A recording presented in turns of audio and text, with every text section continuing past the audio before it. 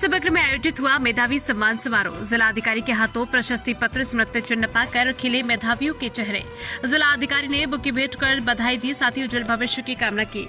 आपको बता दें कि जनपद अमरोहा के जिलाधिकारी निधि गुप्ता वत्स की अध्यक्षता में माध्यमिक शिक्षा बोर्ड द्वारा घोषित हाई स्कूल इंटरमीडिएट परीक्षा 2025 में प्रदेश स्तर की टॉप 10 सूची में स्थान प्राप्त करने वाली छात्राओं के सम्मान के दृष्टिगत कलेक्ट्रेट सभागृह में मेधावी सम्मान समारोह का आयोजन किया गया, जिसके अंतर्गत प्रदेश स्तर की टॉप 10 की सूची में हाई स्कूल में छठा रैंक प्राप्त करने वाली श्रेया चौहान श्री नारायण स्मारक इंटर कॉलेज गजरोला, इंटर द्वितीय स्थान साक्षी नारायण स्मारक इंटर कॉलेज गजरोला, इंटर निशा छठी स्थान भारत माता इंटर कॉलेज डाइडीरा, इंटर 8वीं रैंक मान्या श्री नारायण स्मारक इंटर कॉलेज गजरोला को जिलाधिकारी निधि गुप्ता वत्स, पुलिस अधीक्षक कामत कुमार आनंद ने संयुक्त रूप से बुके भेंट कर प्रशस्ति पत्र, स्मृति चिन्ह देकर बधाई और शुभकामना देकर उनके उज्जवल भविष्य की कामना की।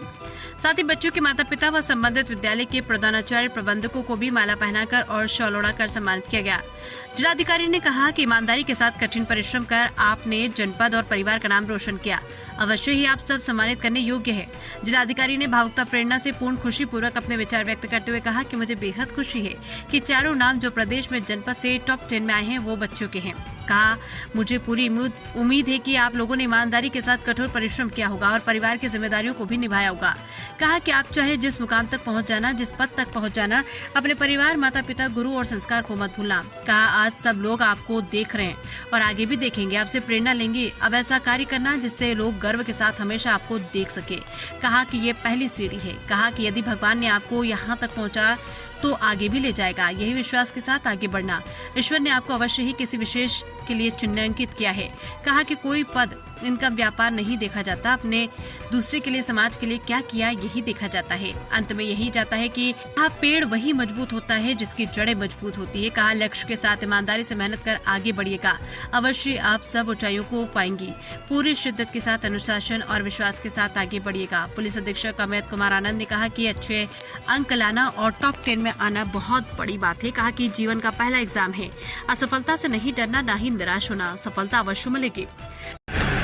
कल हम लोगों के प्रदेश का 10वीं और 12वीं का रिजल्ट आया था, जिसमें जनपद अमरोहा की 3 बच्चियों ने 12th क्लास में इंटरमीडिएट में टॉप 10 में जगह हासिल करी थी और हाई स्कूल में एक बच्ची ने टॉप 10 में पूरे उत्तर प्रदेश में जगह हासिल की थी।